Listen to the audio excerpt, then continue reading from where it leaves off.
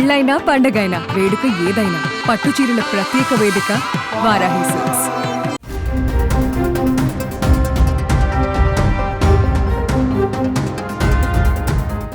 బంగారం ప్రియులకు శుభవార్త.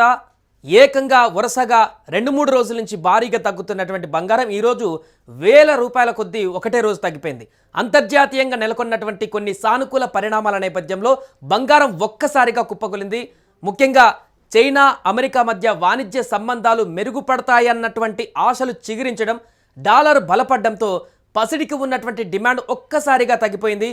గత గురువారం ఉదయం ఆసియా మార్కెట్లో బంగారం ధర 1.30% పైగా క్షీణించి ఔన్స్కు 31.10 గ్రాములు $3,230 స్థాయి వద్ద ట్రేడ్ అవుతుంది. దేశీయంగాను ఇదే పరిస్థితి నెలకొంది.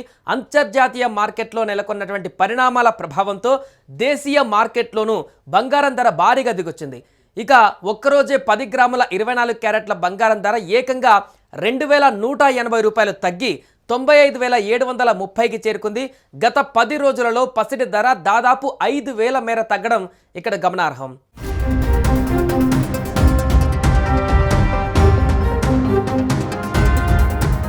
ఇదే సమయంలో దేశీయంగా హైదరాబాద్ నగరంలో కూడా 22 క్యారెట్ల పుత్తడి ధర ఒక్కరోజు $2,000 పడిపోగా ప్రస్తుతం 10 గ్రాములకు $87,750 దిగొచ్చింది.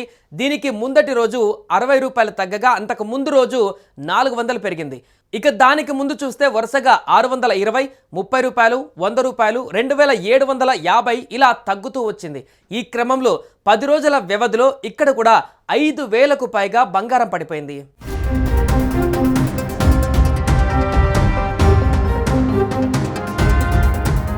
ఇంత భారీగా బంగారం పడిపోవడానికి గల కారణాలేంటి అనేటువంటి విషయాలను ఒకసారి చూస్తే అమెరికా అధ్యక్షుడు డొనాల్డ్ ట్రంప్ చేసినటువంటి తాజా వ్యాఖ్యలు వాణిజ్య ఒప్పందాలపైన ఆశలు రేకెత్తించాయి.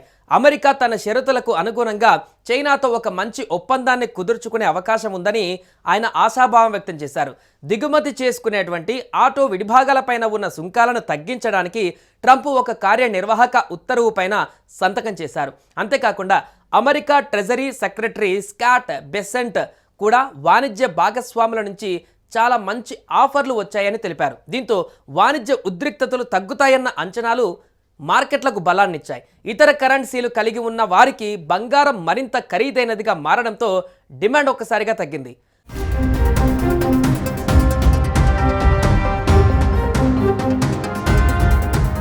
మరోవైపు అమెరికా ఆర్థిక వ్యవస్థ ఊహించిన దానికంటే బలహీనంగా ఉండడంతో ఫెడరల్ రిజర్వ్ రేట్ తగ్గింపునకు వెళ్ళొచ్చన్నటువంటి అంచనాలు బంగారం ధరల పతనానికి కొంతమేర నిలువరించే అవకాశం ఉంది. గత గురువారం విడుదలైన గణాంకాల ప్రకారం 2025 మొదటి త్రైమాసికంలో అమెరికా ఆర్థిక వ్యవస్థ 0.3% వార్షిక రేటుతో కుంచుకుపోయింది. ఇది 0.4% ఉంటుందని అంచనా వేసినా దానికంటే తక్కువగా ఉంది. ఫ్యూచర్స్ కాంట్రాక్టులు జూన్లో ఫెడ్ రేట్ తగ్గింపులను ప్రారంభిస్తుందని అంచనా వేస్తున్నారు. ఏడాది చివరి నాటికి మొత్తం 4.5% తగ్గింపులతో రేటు 3.25, 3.50% శ్రేణికి చేరుకుంటుందని భావిస్తున్నారు. సాధారణంగా ఫెడ్ వడ్డీ రేట్లను తగ్గిస్తే డాలర్ డిమాండ్ తగ్గి బంగారం ధర పెరుగుతుంటుంది.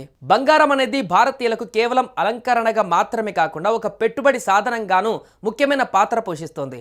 బంగారాన్ని ఆభరణాల తయారీతో పాటుగా ఈ విలువైన లోహాన్ని సురక్షితమైన పెట్టుబడి ఆస్తిగా పరిగణిస్తారు. అస్థిరమైన సమయాలలో, సంక్షోభ సమయాలలో ఇది మంచి పెట్టుబడి ఎంపికగా భావిస్తారు. బంగారం ద్రవ్యోల్బణం సహా క్షీణిస్తున్న కరెన్సీలకు వ్యతిరేకంగా ఒక రక్షణగా కూడా పరిగణించబడుతుంది. ఇక మున్ముందు అమెరికా ఆర్థిక గణాంకాలు వెలువడుతున్న నేపథ్యంలో బంగారం ధరలు ఎలా ఉండబోతాయో చూడాల్సి ఉంది. అయితే ప్రస్తుతానికైతే అంతర్జాతీయంగా నెలకొన్న సానుకూల సంకేతాలు బంగారం ధరలు తగ్గించేందుకు కారణమవుతున్నాయి.